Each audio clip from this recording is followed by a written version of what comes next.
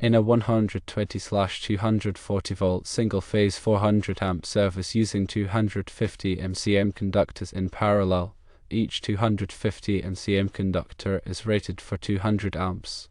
These parallel conductors provide the total 400 amp service capacity. The maximum load that can be installed according to the question's specifications is 400 amps. The electrical code permits derating under specific circumstances. In this scenario, the code allows for a 25% derating. Therefore, you could have a single 400 amp main breaker feeding four 200 amp circuit breakers.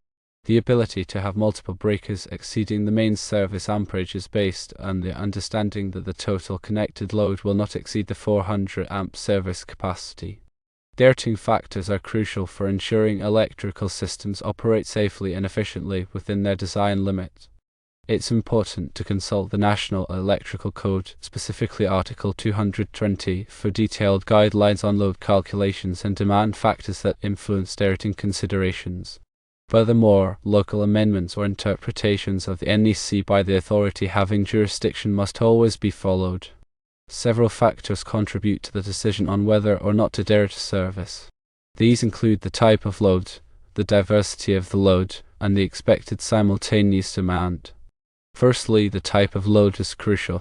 For example, a service feeding primarily lighting loads will have different derating considerations than a service feeding motor loads or heating loads. Lighting loads tend to be more continuous, whereas motor loads may have intermittent demands. Secondly, the diversity of the load refers to the variety of different types of loads connected to the service. A diverse load, with a mix of lighting, appliances, and HVAC equipment, is more likely to have a lower simultaneous demand than a homogeneous load consisting of only one type of equipment. Thirdly, the expected simultaneous demand is an estimate of how much of the total connected load will be operating at any given time. This can be determined through load studies, historical data, or engineering calculations. To elaborate further, the NEC provides tables and guidelines for calculating demand factors for various types of loads. For example, Table 220.42 of the NEC provides demand factors for dwelling units, allowing for a reduction in the calculated load based on the number of appliances and the square footage of the dwelling. These demand factors recognize that not all appliances will be operating simultaneously at their maximum rated load.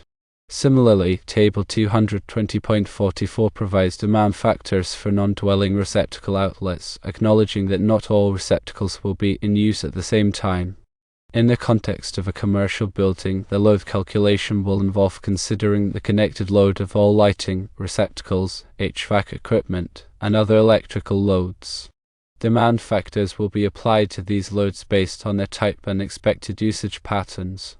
The resulting calculated load must not exceed the 400 amp service capacity. If the calculated load exceeds 400 amps, the service will need to be upgraded, or measures will need to be taken to reduce the load, such as using more energy-efficient equipment or implementing load management strategies. The concept of derating is closely related to the concept of ampacity. Ampacity is the current carrying capacity of a conductor, expressed in amps. The ampacity of a conductor is determined by its size, material, insulation type, and the ambient temperature. The NEC provides tables such as Table 310.15b16 that list the ampacities of various conductors under different conditions. When conductors are installed in parallel, the ampacity of each conductor must be derated to account for the increased heat generated by the multiple conductors. The derating factors for parallel conductors are specified in NEC section 310.15c. In the case of 250 mcm conductors in parallel, the ampacity of each conductor is 200 amps, as mentioned previously. However, if these conductors are installed in a raceway with other current carrying conductors, their ampacity may need to be further derated according to NEC Table 310.15b3. It's critical to ensure that the conductors are properly sized and derated to prevent overheating and potential fire hazards. The overcurrent protection devices, such as circuit breakers, must also be sized appropriately to protect the conductors. The overcurrent protection devices should be rated no higher than the ampacity of the conductors they are protecting. This ensures that the conductors will be protected from overloads and short circuits. In the given scenario, the 400 amp main breaker serves as the overcurrent protection for the 250 MCM conductors in parallel. The 4 200 amp circuit breakers downstream of the main breaker provide overcurrent protection for the branch circuits within each unit. It's important to note that the sum of the ratings of the branch circuit breakers can exceed the rating of the main breaker, as long as the total load in the service does not exceed 400 amps. This is based on the assumption that not all of the branch circuits will be operating at their maximum rated load simultaneously. However, it's crucial to perform a thorough load calculation to verify that the service has sufficient capacity to handle the expected load. In addition to the NEC, there may be local codes or regulations that affect the design and installation of electrical services. It's essential to consult with the local authority having jurisdiction to ensure compliance with all applicable requirements. The authority having jurisdiction may have specific interpretations of the NEC or may have additional requirements that are not covered in the NEC.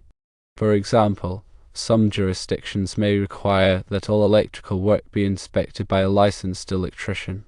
Others may have specific requirements for the type of equipment that can be used or the way that it must be installed.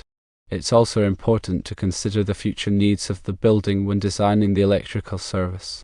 The service should be sized to accommodate any anticipated future load increases. This may involve installing a larger service than is currently required or providing space for future expansion. Furthermore, it's important to use high-quality electrical equipment and to follow all manufacturers' instructions for installation and maintenance. This will help to ensure that the electrical system operates safely and reliably for many years to come. Regular inspections and maintenance of the electrical system are also essential. This includes checking for loose connections, damaged wiring, and other potential problems. Any problems should be addressed promptly to prevent more serious issues from developing. Proper grounding is also a critical aspect of electrical safety. The grounding system provides a low impedance path for fault current to flow back to the source, which helps to trap the overcurrent protection device and prevent electrical shock. The grounding system must be properly installed and maintained to ensure its effectiveness. The NEC provides detailed requirements for grounding in Article 250. These requirements cover the size and type of grounding conductors, the methods for connecting to ground, and the requirements for grounding electrodes. In addition to grounding, surge protection is also an important consideration. Surge protection devices (SPD) protect electrical equipment from voltage surges caused by lightning strikes, power outages, and other events. SPD divert the surge current to ground, preventing it from damaging sensitive electronic equipment. The NEC requires surge protection in certain applications, such as dwelling units and critical facilities. However, it's generally a good practice to install surge protection in all electrical systems to protect valuable equipment.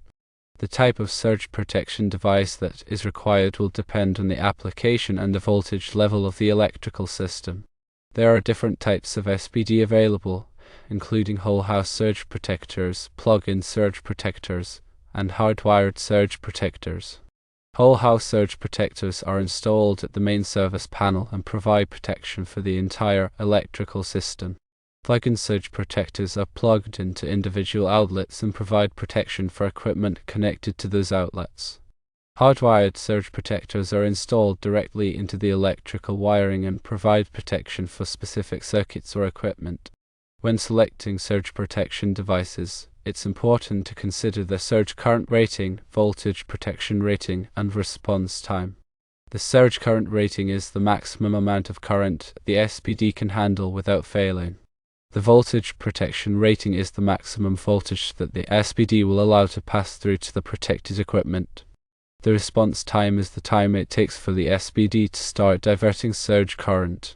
In summary, designing and installing a 400 amp electrical service requires careful consideration of the NEC, local codes, and the specific needs of the building. A thorough load calculation is essential to ensure that the service has sufficient capacity to handle the expected load. Proper conductor sizing, derating, and overcurrent protection are crucial for ensuring electrical safety. Grounding and surge protection are also important considerations for protecting equipment and preventing electrical shock.